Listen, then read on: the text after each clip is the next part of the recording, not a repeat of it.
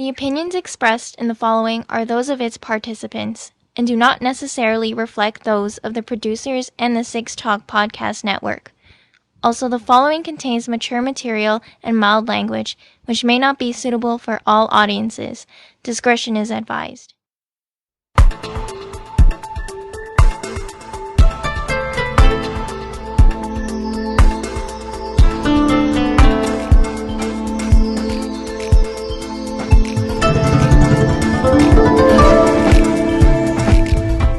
This is the Anime Roundtable Canada on this Friday evening, March 4th, 2022.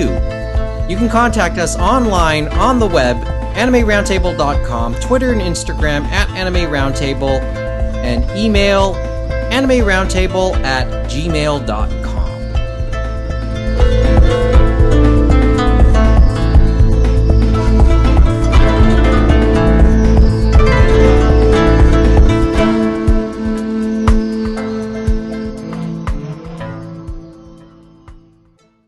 Good evening from Toronto. Mike, Nicolas, James Austin, and Kevin Ing around the table again this evening.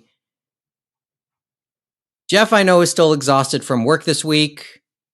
Mohammed is probably still chasing Batman. Can't believe it. He's chasing not just one Batman, but many men that are bats. Well, I'm sure he'll tell the story next time he's here. Could be next week. And as they say, as well, Mike, Groundhog Day was last month, a month ago. Can't believe right. It's happening again. Are we going to be like Bill Murray and go off a cliff? You know what? I was reading about lemmings earlier today. So that's where the reference comes in for me. Well, a quick thought. Do you think this episode is going to be longer or shorter than the Space Eater chat we did Wednesday night? I wonder. It's actually a valid question. Essentially, we're just following up or continuing our conversation that started in the Space Heater chat. But that's okay, because that's sort of the purpose of the Space Heater chats too, right? To start the conversation. Although we're going to continue it basically with different subjects for the week. But I think off air, as we ended off 2 nights ago with the Space Heater chat, did one of you ask something about what will happen to Crunchyroll's manga side? Yes, that was me. I said to Kevin, yes or no, is the manga tab on Crunchyroll now going to die since they merged Funimation and Crunchyroll? Basically, it's going to die at some point, finally. Because they've left it as a neglected child, and how much more can they do to it, right? Except take it off. Yeah, I think it's not going to last, truth be told. There's a part of me that's wondering, it's still alive? It is. They're doing published chapters on there still. That's basically all that's going up there is the pub chapters like Space Brothers and stuff like that. And the weird thing is, you would think, well, why are they still doing that, considering Kodansha has made those same deals with other websites, and we may talk about some of them coming up and stuff like that. So it's kind of like they could have been a big player in manga simul-publishing, and they went in with a really good start, and then it's just like they stopped caring, and just it went into mothballs, and they could have been the first leader and stuff like that and had a huge lead, and then they just let it evaporate into nothing, and now you just have tons of different sites, right? And I guess the leader would be Shueisha and Shugakukan and Viz with Manga Plus and the Shonen Jump one, right? Well, actually, you know what? Let's come back to that a bit later on in various forms when we do the bullets. Yes, we're doing bullets tonight, listeners. But let's begin tonight with, when we started our Space Heater chat on Wednesday, I gave you guys a choice. Basically, we can talk about one of two things, but almost surely the other thing we didn't talk about on Wednesday will come up tonight. And in the Space Heater, we talked Crunchyroll and Funimation finally merging the services into one umbrella, into one brand. The other was Anime North. And, whenever we talk Anime North in these terms, as James joked on Wednesday, we may or may not be risking our official podcast status. But then again, it's not interesting if we don't acknowledge Anime North. We are based in Toronto. Anime North is, as I constantly joked last year, this podcast originates in an area called 6 Points, which is roughly 10 minutes south of where Anime North takes place here in the Toronto West End, the catch line we used last year. So it seems proper for this podcast to want to talk a little Anime North. And as sure a sign as anything going on, whether it's spring or the end of the pandemic or the latter stages of it, Anime North began its registration process for the 2022 edition, which will take place, as noted, in mid-July, July 13th to the 15th, instead of the traditional last weekend of May. But the more things change, the more things stay the same. And by all accounts, the registration process, whether it would be, well, not so much the actual registrations to get into the show itself, but more the hotels, became an adventure yet again. But I guess it's more magnified because of the pent-up demand over 2 years of this mess. It sounded like I wasn't sure myself. You guys probably were looking at more, but it definitely sounded like it was exasperated due to, as you said, coming out of the pandemic and all these other things, right? Because I thought they had well oiled, sort of to a degree. They probably still had hiccups, the hotel rooms, but I know other things, as Kevin had alluded to before, like the artist alley and even the otaku garage sale, as they say, had its time of am I actually going to get in, right? Every year. Well, yeah, we're not at that point yet, right? Yet. And I'll play a yes or no. Is the Nomanoichi going to happen this year? No clue. I'm not sold it will, I personally. think they probably weren't going to do certain events like that because they were basing it on where we were at the present. But we'll see what happens as we get closer there, if they feel confident enough and if they have enough time to say, yes, we feel like we can do this and stuff like that. Because I think a lot of it, as we said, is going to be outdoor focused, right? Because that way people will be outside. They won't be cloistered inside, right? Yeah, that's why I'm of the belief I won't be shocked if the Nomanoichi's not.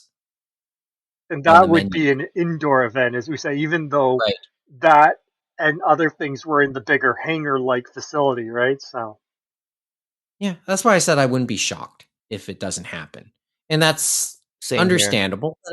And there is an attendance cap still, at least as of this moment. But just like everything else over the past 2 years, stay tuned. Everything is subject to change in some form. So since you guys were watching, what was trying to get a hotel like for Anime North in this newfangled age and through social media and Discord and whatnot? The usual unhappiness, I think. Yeah, sounds about right. I hear some people tried to get through on phone and still were having trouble, I guess. Which one was the COVID hotel? That was the Crown. Oh, no, was it the Crown Royal? Oh, okay. Yeah, Crown Plaza. Crown Royal's the drink. I said Crown Royal last time. You said Crown Royal, I think, on Wednesday. I wanted to say that. I'm like, no, that's the Crown Plaza. That other is a drink. Well, as I said, with the way the last 2 years have gone, and with the way probably that registration went for a lot of the staff there, they need a couple shots of that. But I know Crown Plaza was a COVID hotel. One of the others might have been one too, right? Because obviously there are others down there. So maybe the Marriott was one too. Who knows? But I just remember Is that Crown Plaza because I remember stories coming out of that one. How much of that is still in play with the relaxing of restrictions, though?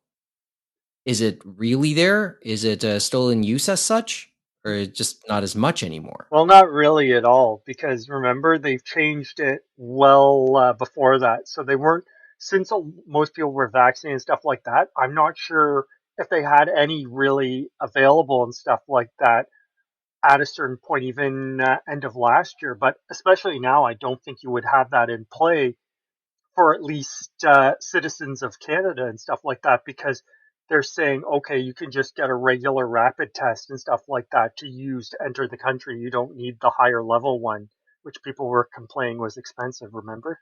The PCR over the rapid, and Now, foreign residents, that's another kettle of fish. I don't know what they were doing at that point, but you're right. That could be different. Maybe they are having them at a hotel, right? Could be. Yeah.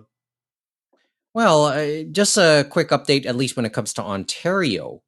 When it comes to COVID, we mentioned, I think, last episode that they'd be loosening a lot of different restrictions, capacity limits. Most places, most public places are back at full capacity. On March 1st, so this past Tuesday, the proof of vaccination was lifted here in Ontario. And as I said, that might have been late to the game because a lot of other provinces out west took away their proof of vaccination system, in late February, probably a week before. Some are So that talking happened. about masking rules now, right, at the end of the Yeah, month. now we're But at we'll the see. But we'll see what happens. There's no guarantees on these things. yeah. If you want me to put my not so medical expertise, but observation in play, because I've mentioned where I've been working lately. I think they just want to see what happens to the numbers first in the immediate couple weeks after this set of restrictions have been loosened. I think Whether they it be expect a bit of a bump. It's just how much of a yeah, bump will it be, I right? think they just want to keep that under control first before we talk masks. Much of the belief is the mask mandates will be lifted in Ontario, or certainly loosened, come the end of March this month. Okay, we'll see if it's too soon. I mean, we're saying a lot of quote, "Is this too soon?" unquote, as every single step is being done. But yeah, I think it's just prudent to see what the reaction is with the current loosening of restrictions first. See how that affects things, and then we can have that next level conversation. Yeah. It's interesting to see where we are and other places are. I know we were looking at Japan, and they're kind of going through a wave at the moment and stuff like that, and they still have even more restrictions on people entering the country. Like they have a cap on how many people, foreigners, are allowed into the country, and they actually have quarantine hotels. And it's interesting for their quarantine hotels compared to everywhere else, and compared to us, where the person flying in had to pay the full bill, right? In Japan, the Japanese government pays the full bill, and we see it from some YouTubers and different things where they didn't pay anything. Japanese government paid it, and I think now they're at 3 days, and they give you a meal. But as some of them have showed, it's not exactly the greatest meal in the world, just as some of them said for us too. And they were showing eggs that look like saucers, like a side up egg. And they showed these meals, like these bento boxes, that they said, you know how they're fresh in the konbini. Well, these were definitely not fresh, they said. And so they had to order from Uber, but they said the way they translate things, they made it sound like they would be hoarding them and then giving to you them like the Uber delivery later on. But they said luckily they ordered one and it came to them just an hour later once the driver said they gave it to the front desk. So they were happy that they didn't have prison food, as they said, for that one. But it was interesting. Like it was them in that room for 3 days. And then what happened is So they went from Narita to that hotel, which was not similar, like not like ours where they were close to the hotel, right? And then they actually took them back to Narita, back to the airport to then either do a taxi or a special train to wherever they were going and saying that they would do that. And then they're in quarantine for another few days. And they signed a pledge to that effect too, in that if they broke the pledge and even went outside their rooms, and I think the one YouTuber I was watching, he said one night some people went outside their rooms and were talking to each other without masks, and security came like that, and they were begging them not to just let them go. But I think they probably, as he said, probably got kicked out. And they said it isn't just you get kicked out of the country. It's kind of like they said they would publish your name, nationality, and so on and so forth, right? So they would shame you. Oh yeah, So, we saw some streamers. I think were doing the same thing. So but yeah, it's different I guess the different lucky thing, places. though, the bright side, and some people said is luckily they didn't make them pay the full thing because we heard the stories here, right? And there were a lot of unhappy people. Like those were some pretty expensive bills, right, to get back in those Maybe, quarantine yeah. orders. Okay, so back to Anime North for a couple minutes then. So what was the general consensus? It sounds like there was some frustration. Various hotels didn't quickly make their room blocks easily not accessible. It's just that they just didn't seem to appear to a lot of prospective con goers I guess it depends on the rooms people were looking for too, or right? the Whether they were hotels. looking for single or double rooms with like two beds or a single room with two beds. You know what I mean? Like those type of rooms. So I guess Then they I said think certain rooms were available and others weren't, right? It wasn't and business certain as normal. hotels. Yeah, this is just why does this feel so par for the course for anything that happens at Anime North though? And then of course the focus is on the main hotel, the Delta. I think it's a Delta still. And keep in mind the room bookings were I think were supposed to have begun at midnight on March 1st, and then they pushed it all the way back to 6 p.m. And then I think the Delta specifically got pushed all the way to 7 p.m., but those didn't even last 60 seconds by all accounts. So it was a bit of a who knows? I guess it'll be like the PS5s and other electronic Oh yeah, devices. okay. They'll be on Well, eBay or on well, Craigslist or on well done. Kijiji. Well done. Well Oh God. Hey man, the scalpers got to go somewhere, Kevin. They're trying to run an honest business. done. But the funny thing I'm thinking of too is obviously, yes, we're not on the Memorial Day weekend, but I still don't think that would affect it because the hotel and hospitality is still trying to pick themselves up. So I feel like it still could have been that bad, even though they had to move the dates. You know what I mean? So that's the only Yeah. oddity. Well, it's interesting for them. I mean, we've talked in the past about what Anime North means to Airport Road and Dixon Road and the Highway 27 area, the compound. It's essentially the break even weekend for a lot of the restaurants in that stretch. And maybe the hotels too. So I think some were complaining about the prices of the hotels. And Oh yeah, I heard about that too. Prices were we are trying to make up for lost time here.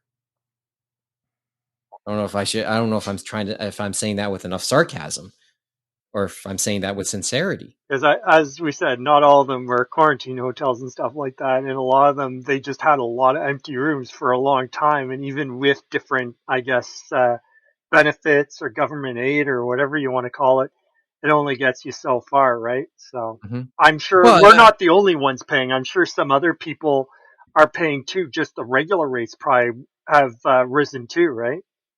some people, I would have thought some people would have tried to sidestep the blocks just to get a hotel, and we're not picky about those rates.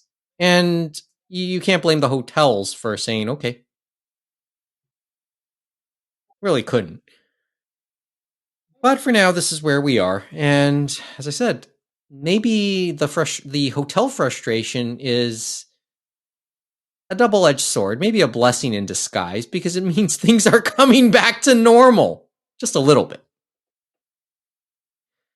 Mind you, the events for Anime North 2022 are still up in the air. Panels, that one thing we haven't mentioned in this conversation is the panel submissions have also begun for AN. And I will say that I did make my submission already. We'll see what happens. You guys already know what it's about. And if it happens, I'll share with the listeners what it's about too. But yeah, as I said, there isn't too much else to add concerning the Anime North talk right now. I guess it'll be interesting, won't it, Mike, to see how it goes in the July. It's like it'll be probably their biggest amount of people there in a long time. So hopefully, at least it gives a bit of a boost. And then for the people who would have wanted it on the Memorial Day weekend, I know they're having a digital event on the Saturday, right? Right. Well, and I think we'll learn more details about that as that date approaches. As I said, let's give a little credit to the Dixon Airport Highway 27 area, the whole stretch, for trying to get together and make a date possible in mid-July. Because people still wondered about, that's an awkward date, but something tells me there weren't many options to make this work. And that's just a gut feeling. I get it. So I'll give them a little credit, and I really wish them the best on this one. Hopefully we'll be there. And if it's worth anything, I have been in touch with Chris Nabelski, the social media manager for Anime North. He has made an appearance, of course. He made an appearance last year on the show. And he has made a promise to come on the show again within the next little bit. But he is, let's just say, a little bit occupied at the moment. So we'll just wait for the dust to settle on what's going on there right now. But on the topic of conventions in Toronto, also noted this week by one of our regular listeners, Kevin D.,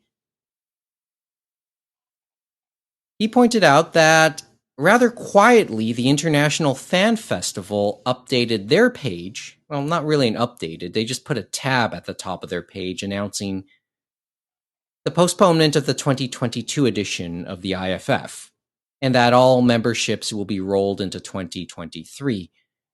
James, I just broke this news to you just before we went on air tonight, and you had a few interesting thoughts in reaction to that. You care to share them again? Oh, not surprising to say the least. As I said to you earlier, I said I wonder what's going to happen with IFF Toronto, because remember they've only had the one con in Toronto, and that's the one we all went to in 2019.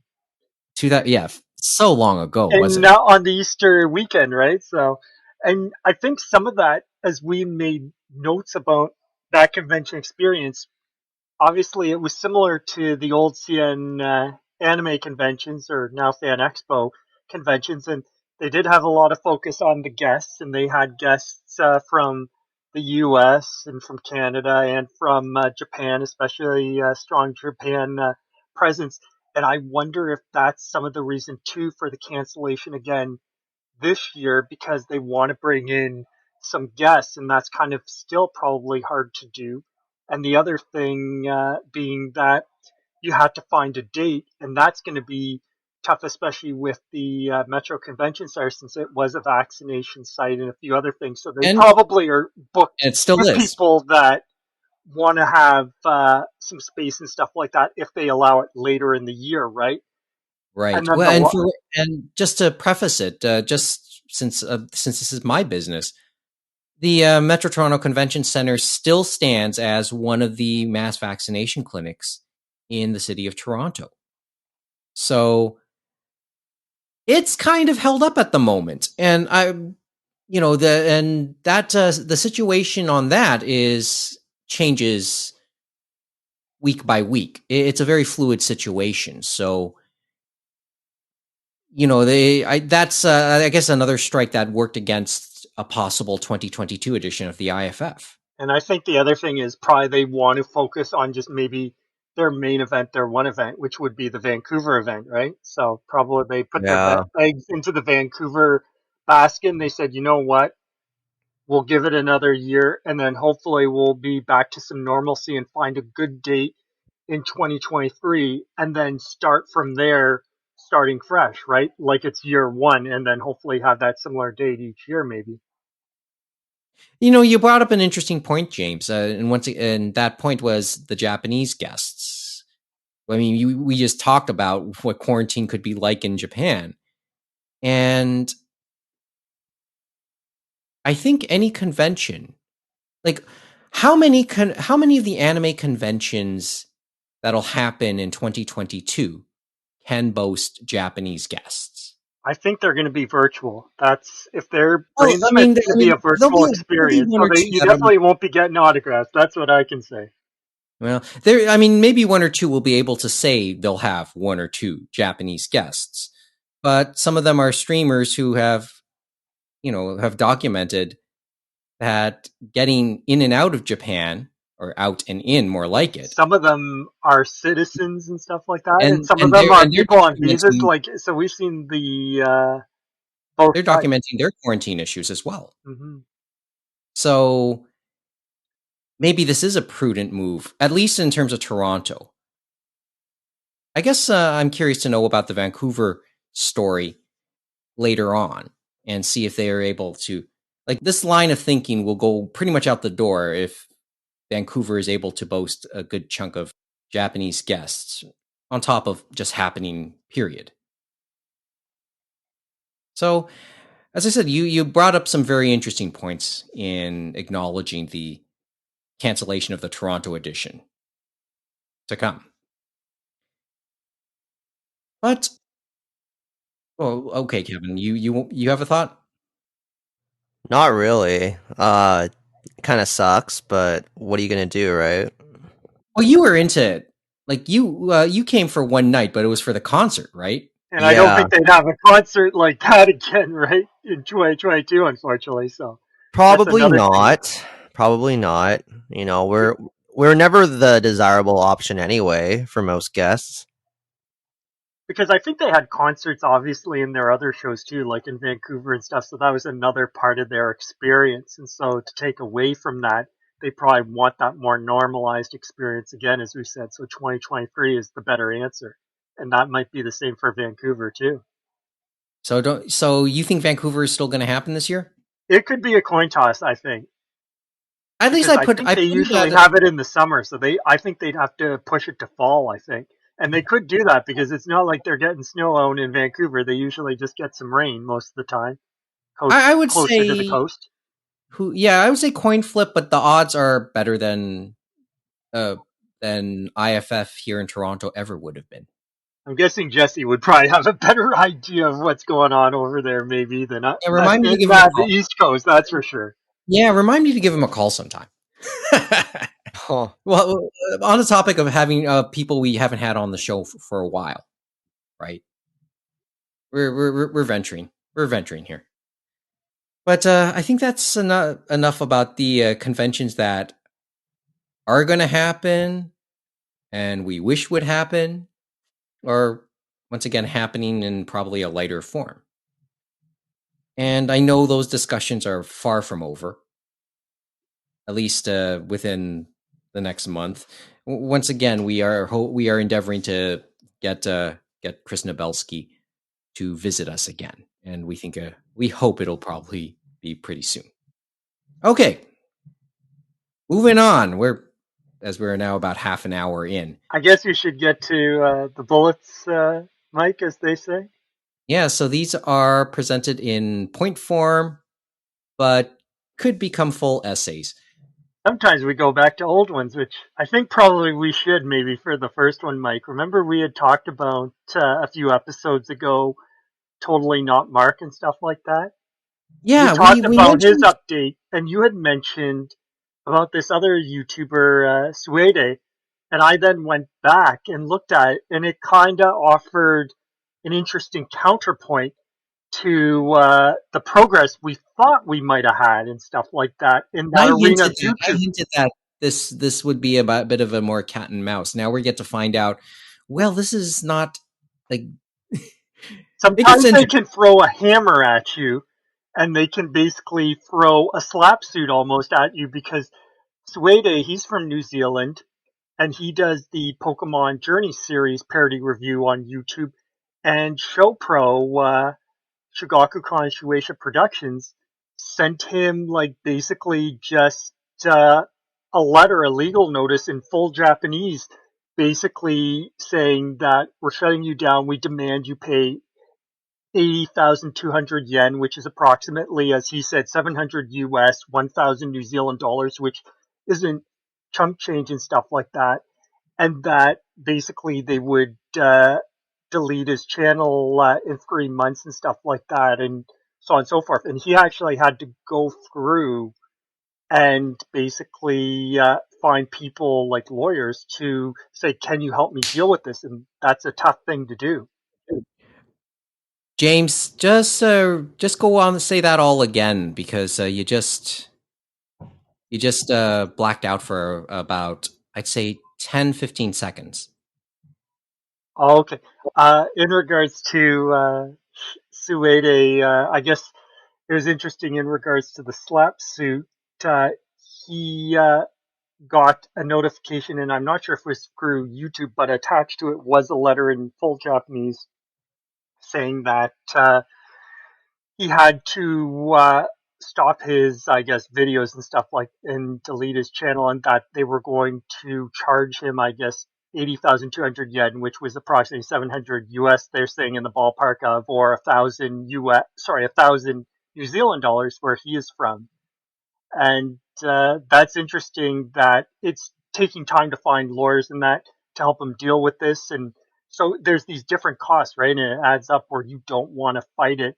And basically, once he got to someone on the Japanese side, a lawyer that could kind of help him out, he said, well, where do I pay this? They don't really tell him anything. And they said, well, this is going to go through some legal process, and then they'll get back to you, I guess, of where to pay this if you do want to go that route. Which he said this final video that he did, all the views and the money done from that will hopefully go to pay this charge or whatever against him. And the other thing is, as the lawyer told him, he said once they've like sent it through the course, and I guess they go for ShowPro or Shigakukan Shueisha, they are probably going to have it on there that if he goes into Japan, they'll want him to pay that money, or else they're going to send him somewhere, right? Like, or not let him in. I guess if he's allowed to go home, that's a good thing.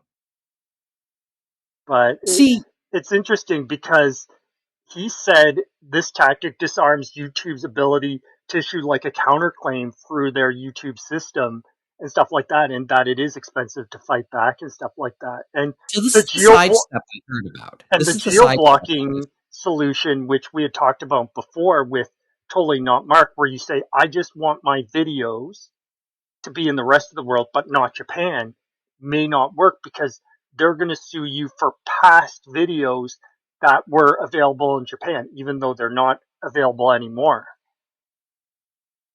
So there's the sidestep right there. And it's That was like, and he was thinking to himself, and many others were like, well, then what happens to Totally Not Mark, right? If they decide to go for a new killer option, and other companies in Japan decide that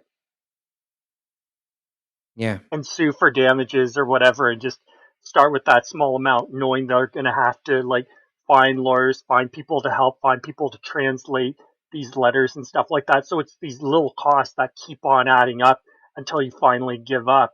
And then your channel is going to be deleted, remember, because they've just told YouTube, oh, we've issued this legal summons and this legal challenge their to this person and struck down their channel. So that's what he's had to do. He's had to shut down all his life's work and start afresh from the start, which is hard to do, right?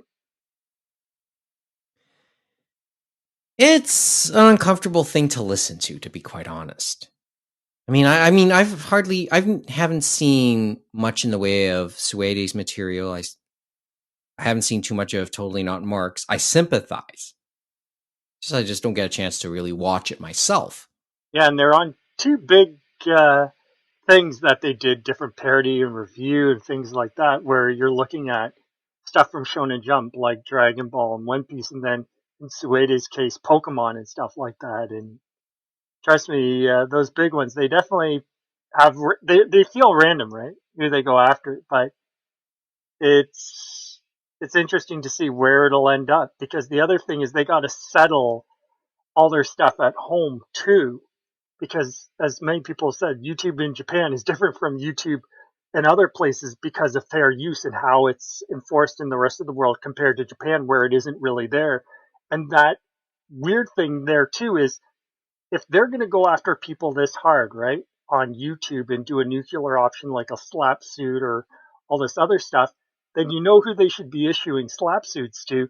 They should just get rid of all of Comiket and slap suit the shit out of every creator there at Comiket, if they're going to be acting that way and be like consistent across the board, right? But it's like the real world is one thing and what they've done and know is one thing.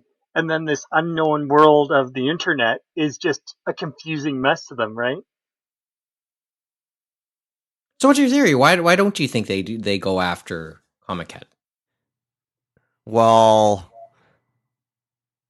Just to clarify. it's been known that they're more tolerant of Comic Cat because, it's all local. It promotes, discussion and fandom, and it keeps the fandom alive, I guess. Like it kind of goes hand in hand. It's like, we scratch your back and you scratch ours.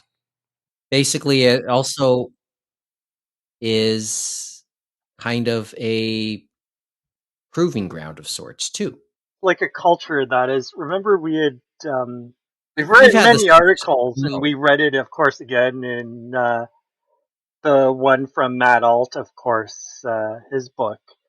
But it's that idea that this culture grew up over time and stuff like that.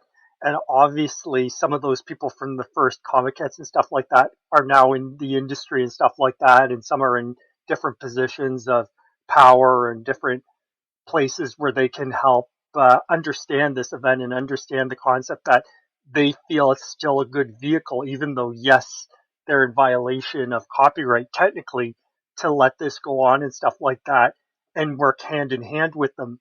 And so that's why it's interesting when you see that, and then you see the online world, and they're still in this very rigid, old fashioned mentality and stuff like that, when they have this other physical event that you would think would be similar idea, right? Where they could use some of that idea and say, you know what, we shouldn't be as tough on the online world, and then set up a way to move forward. And some of them I know on the video game industry, even though they feel that the stipulations they put on people on Twitch and YouTube and stuff like that for the video game companies is still strict, like for Atlas, for Capcom, Konami, for Nintendo, and all that stuff. But at least they have something, right? It's like Well, I the was about to anime say manga field is kind of, I don't know what they have. It's like just kind of slapdash, okay, we're going to let you exist one day, and then the next day we're going to shut you down by either striking your channel or by sending you a slap suit notice. there's a part of me wondering, is the divide based on, like, is it foreign, a foreign thing? Because you look at Totally Not Mark, not Japanese. Suede, not Japanese. And I know this is not, like, this is an uncomfortable premise. I get that. But then again, keep in mind we hear stories about, well, they go after Japanese YouTubers too. No, they So definitely do go after the Japanese features, and so that's why their idea of doing things is very different than mhm. the rest of And the world. that's And even, I forget which one YouTube channel it was in Japan, and they were a team and stuff like that. And the one head guy told the guys below, said, "Oh no, we're good," and stuff like that. and they were doing like movie reviews or something to that Yeah, effect, that's and the they and got that was shut mentioned by one of down the. so hard and fined so hard. And if that had been anywhere else, they would have been fined. They could Oh have no, I thrown their think channel. They that could was have, mentioned by various by the Trash Taste Gang, I think. yeah, they had mentioned that one too. Yeah. Oh, so I think this is more the Japanese, the way of doing business. This divide is more based on maybe generational technology type. And there is some of that too, right? And it's weird because you have that explanation. I'm sure some of them are having that explanation saying, hey, you guys have Comiket. You've made these relationships. You've seen how you guys can work hand in hand. The same can happen between you guys and the online world and stuff like that. So this is one of those kicking and screaming metaphors that I often use when talking about, well, what's next for the Japanese side of the industry? Like, this is another layer to that ongoing discussion we've had over the 2 years of the pandemic. And it's kind of similar to the next two stories we're going to look at. Kind of remember how I mentioned about, and we've mentioned both me and Kevin about manga and stuff like that. And the physical side is definitely still more in tune for Japan than the digital side, which they're starting to finally kind of allow outside Japan with different subscription services popping up. Okay, let's go to that.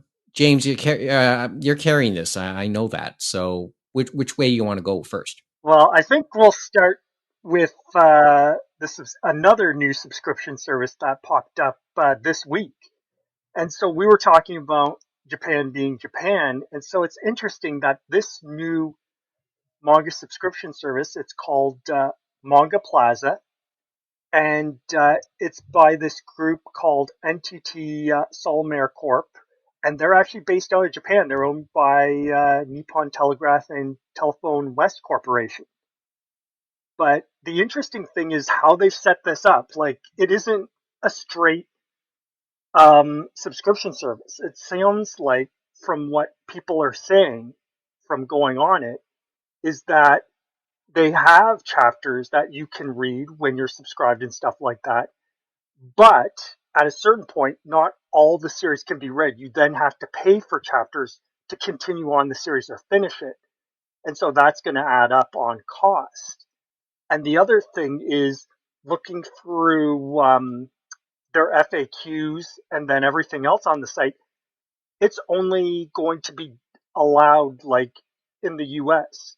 It's only for readers in the US, as they were saying. Outside of the US, it doesn't look like they're giving subscriptions to anyone outside the US, which is interesting. And it's web only. There is no app. The competition, all the other ones we've talked about, Komiki, Azuki, Shonen Jump Plus, and all those other ones, they do Manga have web. Planet, Yep, they have a Utakea. web, they have an app. This one has no app. It's just web only. Like it, and that's why some people are talking about it, like, how are these guys going to survive? So their bets on, okay, are these guys going to like survive a year? And for the subscription side, it's $6.99 a month US, and they talk about 13,000 chapters, but you're not going to get a full series because you're then going to have to pay a fee depending on the chapter to finish that up. And they do have some backing and have some appeal. They have Kodansha, which we've seen everywhere else. They do have Katakawa. They do have Hakusensha. They have Shodensha. They have Mm. Futabasha, and then Hobunsha, and then a few others. Oh, Well, okay. What's your first blush on hearing some of this, Kevin? Because I know because you're very much a manga guy too, but maybe not so much. I get it. Maybe not on the online stuff, but Well, me and surely. Kevin won't be able to access it, that's for sure. yeah, that doesn't help because no one gives a shit about us up here. Or anywhere outside the US, right? It's weird because it's US only, but they're running the whole thing out of Japan. And I was watching a YouTube thing this week, and one of their sponsors was this Manga Plaza. So they were definitely spending ad dollars to go to YouTubers and get that word out there and stuff like that. And it's interesting how many people went there and it's like, okay, this is fine. And then how many people were outside the US and say, what the heck am I looking at? It's like, can't get on. Okay, so it's $6.99 a month in US dollars. So that's, if it was available to us, that's probably around $9 to $10 a month. I'm not sure if they even do annual subscription fees, to tell you the truth, Kevin, because Nope. I couldn't even get to the thing. It sounds like it's just monthly. Nope. No yearly option from what I can see here, because I'm looking at their site now.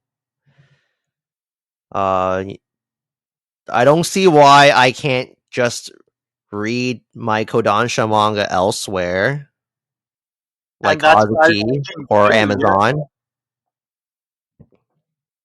And then, yeah, having those other like smaller pubs is nice. It just really depends on, if they have content that you can't get anywhere else. So it's going to come down to exclusives. Yeah. It's interesting. Because to me, Azuki would be a little more appealing, to be honest. Plus, like, if you follow the industry, like, some of the people involved, like Evan Minto.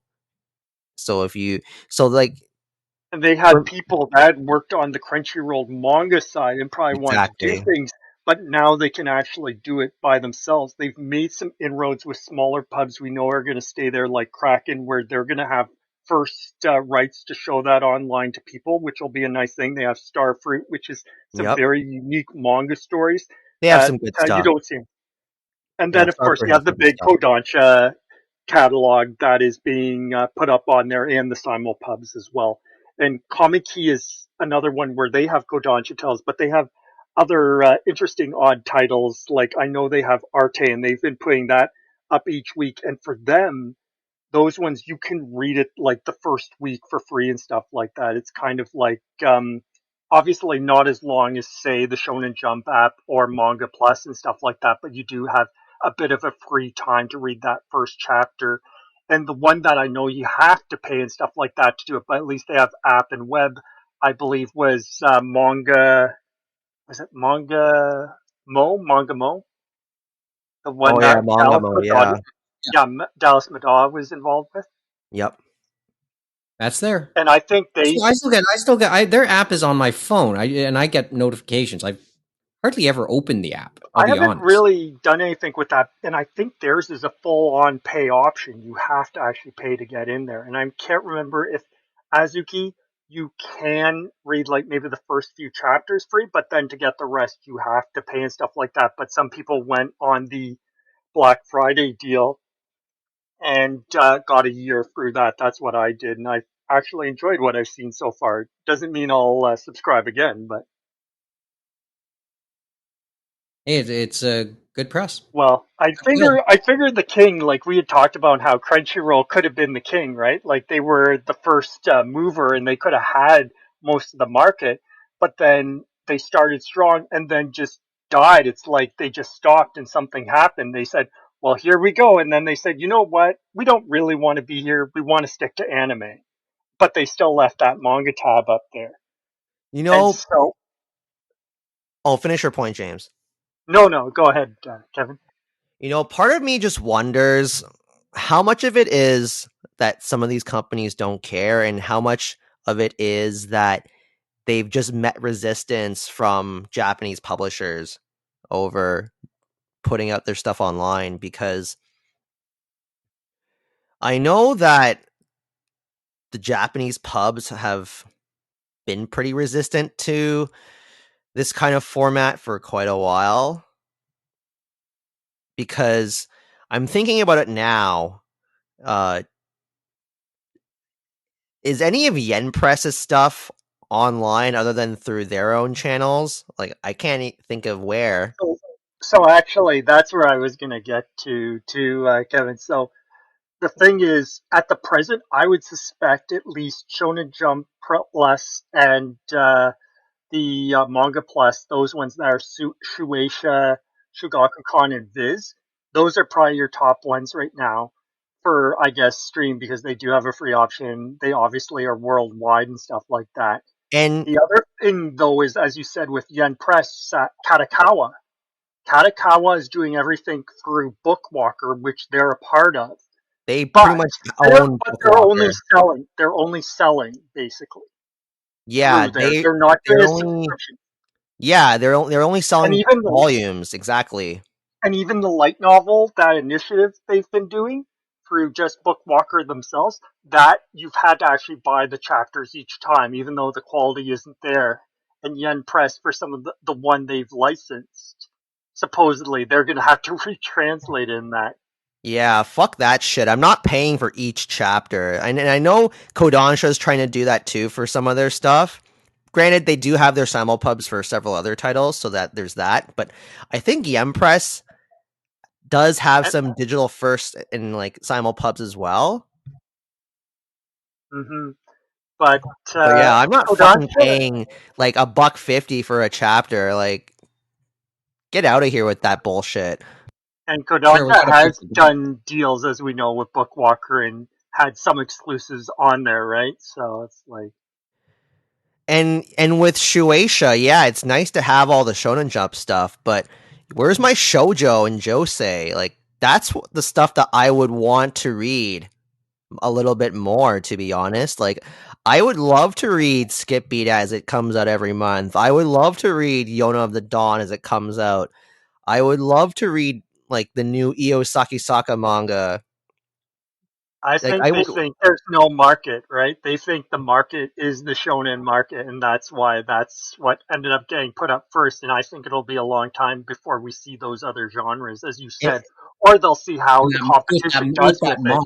it's Yeah. ironic because when it comes to like e-reading, aren't females the dominant market for that? You'd think it would be. Yeah, you would think there'd be an inverse relationship, right? But it's, I don't know, it's like whether they have more information that we don't know about, or they, like, who knows who's at the steering wheel, right? Is it the people in Japan, or are they having a bit of international input from partners abroad, right? Well, this is But the way it looks like Japan is in the driver's seat. We do know Kodansha and Katakawa have been the most open and have been the companies that have been actually giving options out there, whether we like them or not. That is another thing altogether, because Kodansha has been shotgunning their stuff to whoever they want, whether it's subscription or whether it's to buy. Katakawa has just been, we're just going to sell it to you and stuff like that through Bookwalker, and haven't really done anything per se with subscription models or anything like that. I think they have put some stuff out, but I forget which ones.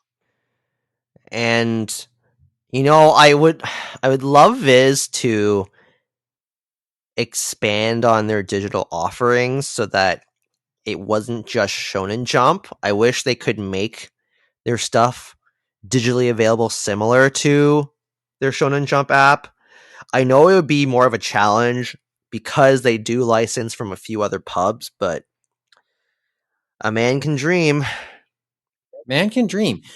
Which now brings me to some of the thoughts. Like when we planned out this episode this week, one of the things that we knew what was going on in the industry, ICV2 was doing Manga Week. And we did look and skim over some of it, and none of it really popped out to any of us. So we're not, by and large, we're not talking about it at length like we did last year. But one thing that kind of stuck out to me, and it's only in relation to just what we just talked about, the guy from Viz, what's his name? Kevin, Hamrick. forget his last name. Yep, Hamrick. Yep, Kevin, Kevin Hamrick. Kevin Hamrick just said, yes, the supply chain issues are still a thing, but when it comes down, in not so many words, he just said sales are up again on everything. It's just that he hasn't seen it really go that way on the streaming side. It's gone up, but not at the same pace. I think that was the line he used, or something to that effect. So he hasn't. So we haven't seen it really there. But you may have just kind of addressed some of that with what you said, Kevin. It's maybe this is a chicken egg argument. So that was just a takeaway that I got from it. And it depends on the expectations, obviously, on the Japanese side and what the partners presented and stuff like that. And it kind of brings us back to a story I saw last month.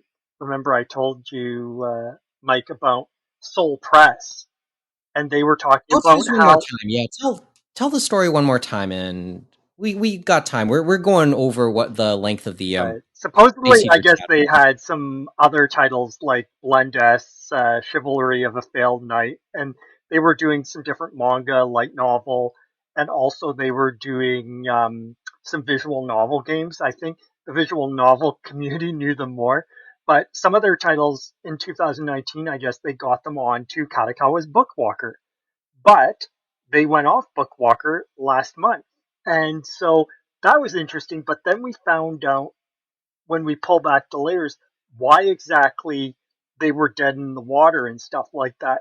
That supposedly they were a fly by night company. That their CEO, they had a strike against them, I guess, on the state of California because they were listed on the California Secretary of State's website saying that Soul Press was FTB forfeited, which meant that the business was suspended for forfeiture of the franchise tax board to meet tax requirements. So they've been failing to pay their taxes, supposedly as well.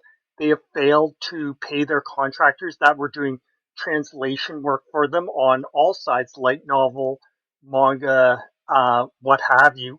They also probably were forgetting to pay their license fees, probably, it seems, and that just is a recipe for disaster. And as Miles, he was formerly of Crunchyroll, remember now of Anime Limited, he made a poignant thing on Twitter about them and about this story, saying about it always being disappointing when folks do this. It happens surprisingly more often than you think. It makes it hard for new companies to come into the industry because the Japanese are going to see this and they're going to be like, okay, never again. And especially with what we just talked about, with especially subscription based manga options and maybe even some digital options, more of those smaller ones, the ones we didn't talk about publishing side, are going to be like gun shy. They're probably going to be even more resistant, right? Especially if they hear certain stories like these guys come into that side as well, and it could happen. And even the Manga Plaza one, it makes you wonder how long they'll last and stuff like that. But if you add in something like the Soul Press with a deceptive CEO or a deceptive person in a company, that could hurt them just as badly. So what's worse, this or remember MangaTube last year? Ah, Well, it's like, I hate to tell you, but we had another one the past 2 weeks. Remember the Yowie paddle that fell in the UK? That one I think is really competing that for one on the topic. competing Nice with link. Anime Tube. Nice link. Yeah. Okay, so Yaoi Paddle. Let's talk about this one. Aside from it's a failed Kickstarter. Well, Oh, supposedly, what was also, it? Henda Ne, which I guess was, debates are there whether they're the original thing of the Yowie paddle for Henda Ne, but they supposedly did an intellectual property dispute against this Kickstarter. So that's why it's down. But even then, people were going after this Kickstarter because they're like, why are you doing this? The Yowie paddle is probably the worst thing that ever came onto the convention scene, as they said, because obviously it led to different things like harassment or unwanted hitting. And we admit, we were there, Mike, and I think even Kevin may remember them yelling some things in the dealer's room, the guy selling the Yowie paddles, remember? And I didn't see anyone do anything untoward with it, but I could see how a Yowie paddle could be misused. I guess the worst thing that could happen is if you had the Yowie paddle and the Yowie on one side, and then on the back they probably had 3 hugs, right? those days. Well, I didn't see it nearly as much as you did, James, if at all. I just remember the dealer's room. The one guy, and I think they said there was that one guy in every dealer's room selling, and they were loud. You couldn't. not hear them trying to sell those yaoi paddles. Best left in the past? Yes. I would say probably best Seemingly. left in the past. Like the guy definitely got like I think he was trying to come from a good place, but like people were definitely shaking his head at him, and it's like I do feel a bit bad for him, but I think as I would tell him in a more kinder, gentler way.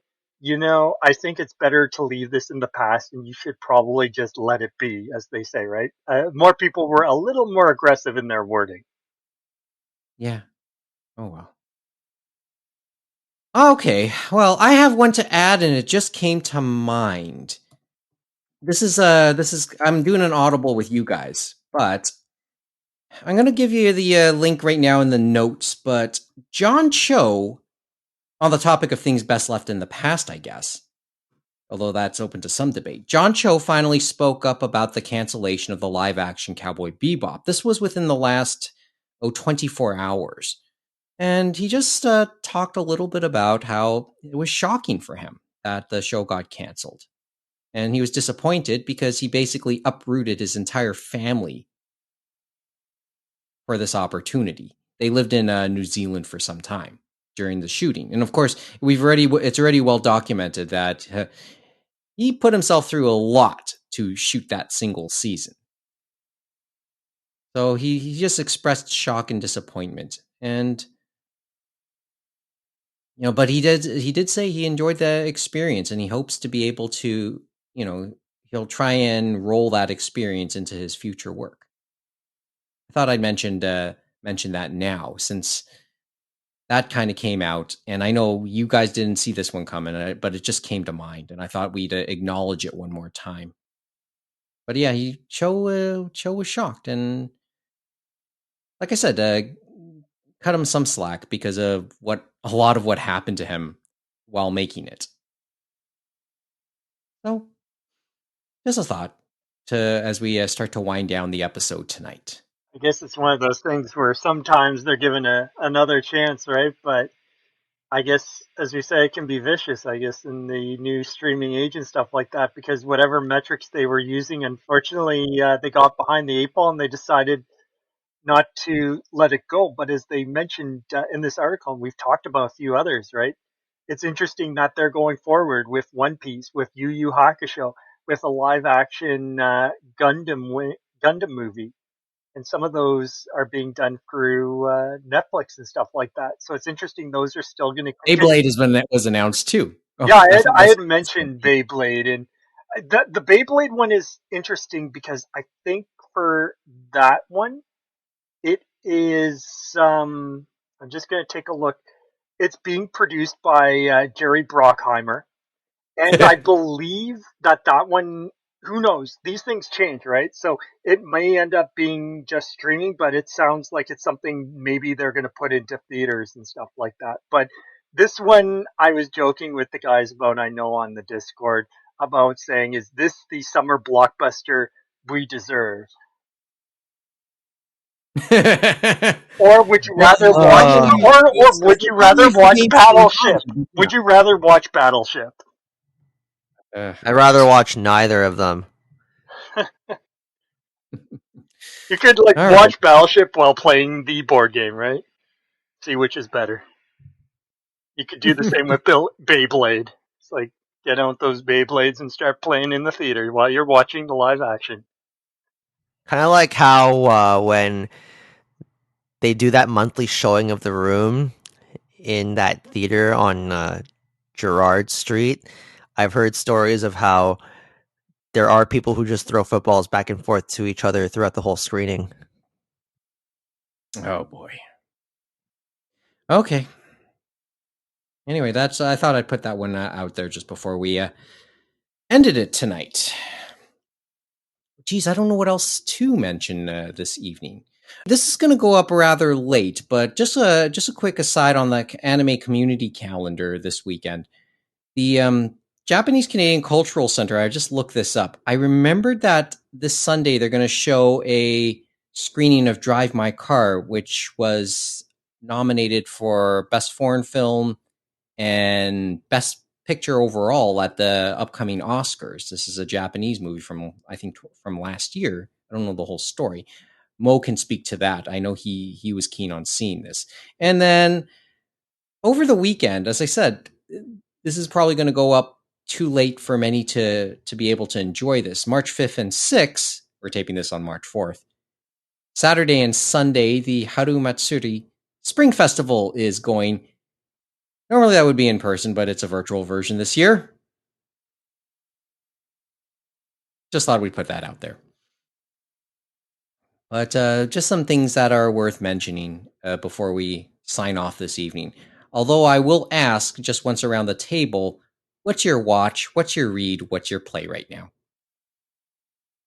Actually, to go back, Mike, to the Crunchyroll Funimation merger and stuff like that, and how we said seeing it coming or things like that. And we did see the beginnings of that, obviously, this winter season and stuff like that. And one of the ones everyone was talking about this show, and I decided to get caught up on it a week or two ago and go through some of the episodes, and that was Dress Up My Darling.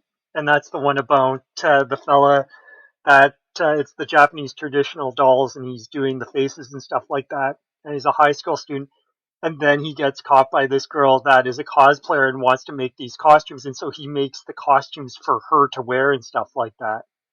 So Dress Up My Darlings on Crunchyroll and Funimation, both sub and dub, and the dub is actually being done by the guys in Texas, of course, for Funimation and stuff like that. But they were doing it on both, so I guess we kind of saw a bit of that foreshadowing coming, right? With this season having them on both, we just didn't know which way it was going to go. But that's been an interesting show to watch, and that one I heard is licensed in North America for the manga, and it's by Square Enix. Is bringing it out here. They have, I think, 2 or 3 volumes out. Yeah, that's my dress up darling. Just as a quick correction, but I've been really wanting to watch that one, but I just need to make time. So it's like I was thinking about it, and those words I know you can get them mixed up quite easily, can't you? Yeah. Okay, so what's on your watch or read list or your want list? Well, I recently read a couple of random volumes of Kimi ni Todoke this week, just when I was doing some shelf rearrangement for my manga collection.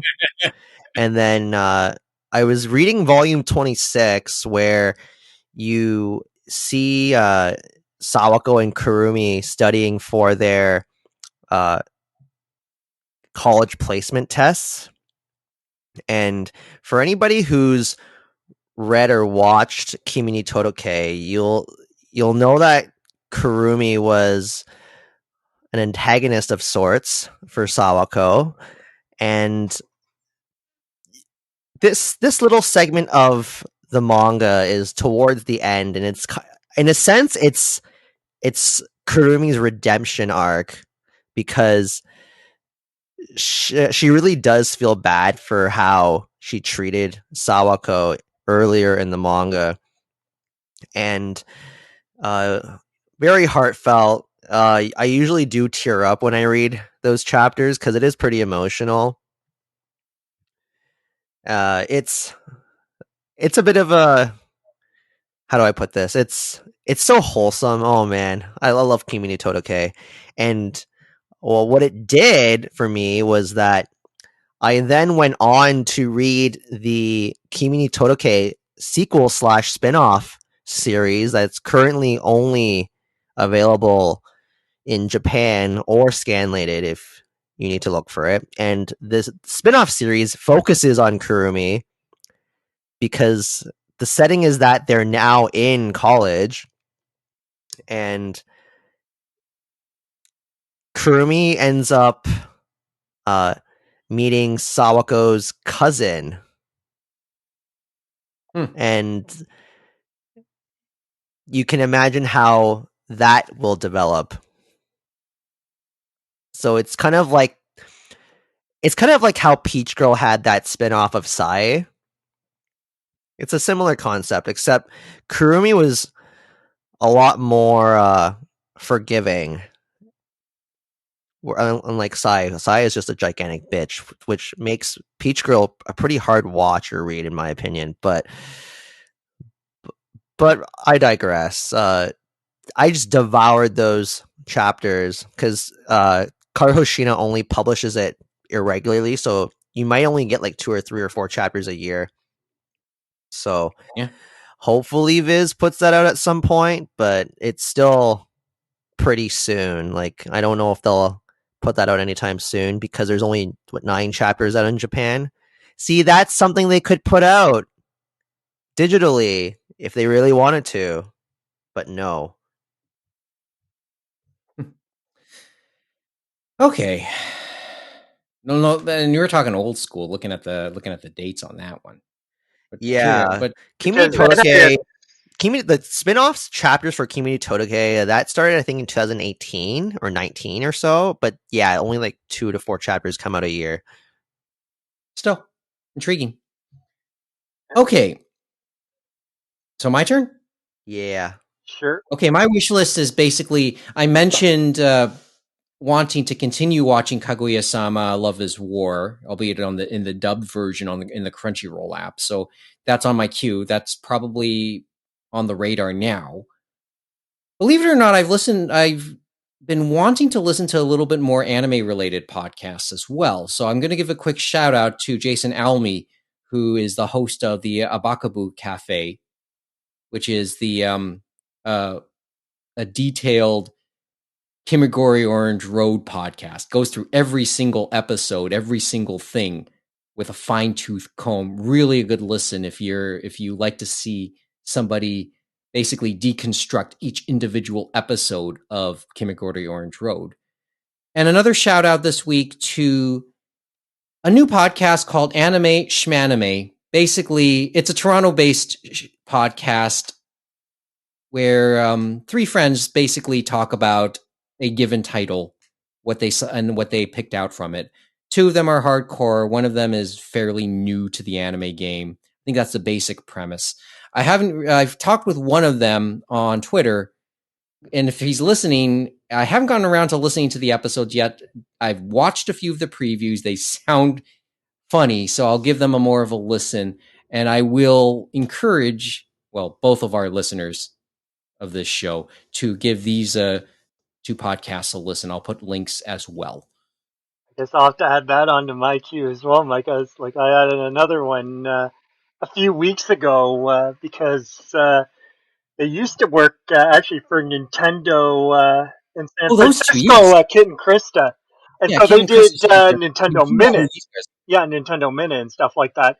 And then obviously, remember they shut down and moved everyone back to Redmond and Vancouver because remember originally they moved their marketing from Redmond in Washington State to San Francisco. That was over a decade ago. Now they're moving back, but they were a part of that office in San Francisco. And then when it was shut down, they decided instead of rerouting, they'd leave Nintendo and take a chance on YouTube. And so they have their podcast, Kit and Krista, and they definitely have a chemistry. Like if you've ever watched Nintendo Minute and you watch I was the 3 well new aware. episodes, the chemistry is hilarious. And they talk about these episodes they've done so far, and they said, well, our first ones we didn't really have anyone behind us for a production team and stuff like that, and you can see that when you see the old Nintendo Minute episodes. But once you get to the present, you can see they had some help from Nintendo to have some guys and gals that can help them out on the production side. So it looked really slick. And then it looks pretty good for the 3 episodes, and they have their Patreon on that. But it's basically them in front of the camera, and they've had a few moments where they're unscripted. Like Kit's like, I'm not sure if my microphone's on. I'm going to take it off and then put it back on. Or this recent episode that they put up this week, and so it goes up early for their Patreon listeners on the Wednesday, and then comes out on the Friday. So I'm not on Patreon, so I'm just watching on the Friday. Today's episode they have this mirror they put on a window ledge or whatever, and it's pointed towards their camera so that they can see if the camera's on, and it's like a light or whatever, right? And at one point during the episode, I think it's like you heard a bit of a crash, and that was their mirror falling off the ledge, and so Kid has to get up again. Like, and this was the first time this episode, but basically get up to go and put it back up. It's just these funny moments. But they joke about Kevin? that it's all on them now, as they joke. All on them, not on anyone else now. I've heard of them, and I've Oh. never seen anything they've done, but I've just heard a lot about them. Well, Oh, they joke that now they can talk about the other things they couldn't talk about on Nintendo, like they play other consoles. well, it's not as if they get their paycheck from there anymore. Two other things, just quickly. Yeah, I'm seriously giving the Shonen Jump app a look. I haven't committed a subscription yet. I probably will. It's not too much, just for reference. And the other thing is, yeah, I do want to do a little bit of game streaming in the very near future, but I may start it on Streets of Rage 4 as soon as my thumb recovers. Because I think I've come down with a case of video game thumb myself. I guess if we want to figure out a way to do it, Mike, I think we should be able to do maybe an online thing, and I'll play on the PS4 because I have a physical version of Streets of Rage for PS4, and maybe play with you or something. We could do something like that. Would I need? Yeah, but I'd need a Nintendo. PlayStation Plus account, wouldn't I? Oh yeah, that's right. Because yeah, I guess you need for the online. I keep forgetting that it's like they got us all locked in. It's not like the PC Master Race, right, where you just need that internet connection. Sucks. That's how But it goes. hey, let's see what Spartan eventually brings out. But at least I do still want to take some time to show you what a PS5 looks like, and then you can decide whether or not you want one yourself, and then try and find one. Well, we Just a will thought. have found one. It's just in your living room and it's bolted down, and you won't let us have it. Well, I decide not to have a Spider-Man challenge, right, Kevin? That's right. Yeah, I know you would be up for that. Depends. And probably would have succeeded. Anyway, I think we should just close it up. But yeah, it looks like we did go over the length of the Space Heater chat. Good for you guys. But let's hear what Jeff and Mo have to say next time they're on. And Mo's gonna let us know if he finds the Batman, right? We'll probably In find it Portal. multiple times. This is his goal. His goal this weekend is to watch the Batman multiple times. So what's the over under? What's the over under on how many times he'll successfully watch it? 3 times.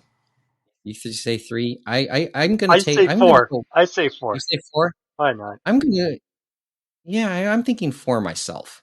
But let's find out the number. And it's not as if we're putting money on it. Heavens knows I know how to lose a bet. And that's all we have for tonight. If you have any questions or comments, first time listening, once again, we'd love to hear from you. animeroundtable@gmail.com, at animeroundtable, animeroundtable.com. And don't forget, we are on Twitch, twitch.tv/animeroundtable, and anything we do there is archived on our YouTube channel. There's only 2 items that are there right now. We're hopefully going to add something this week as soon as I can figure out, or at least have my thumb recover well enough. So there is stuff to come, hopefully very soon. And don't forget, on the podcast side, wherever you're listening to this, whether you're enjoying it on Apple Podcasts, Google Podcasts, Stitcher, Spotify, etc., give us a review if you can, because reviews, and especially good reviews, will always help us in said algorithm, the almighty algorithm, and hopefully help us get more listeners in the future. Kevin, you're on. 5 stars, please. It would really help us out. Truly. Yeah, and don't forget word of mouth as well. We typically do episodes, well, as the pandemic series had gone along, every other week. We are trying to do stuff a lot more frequently than that. We've fallen off the wagon just a little bit we are overcompensating with 2 episodes this week. But regardless of where you're seeing our stuff, we do try and add it wherever we can. So hit the subscribe button, hit the follow button on Twitch, or the subscribe button on YouTube, on all the platforms we're on, so you can be notified whenever we add something new there for your enjoyment. The theme song is called Fubuki Snowstorm by Piko Misaki, which is the title track of her latest album. Check out more of her music at picoinfinity.com or on her Facebook page at Pico Zen Music. So until next time, hopefully next week, good night from Toronto. Thanks for listening, and join us again for another edition of the Anime Roundtable.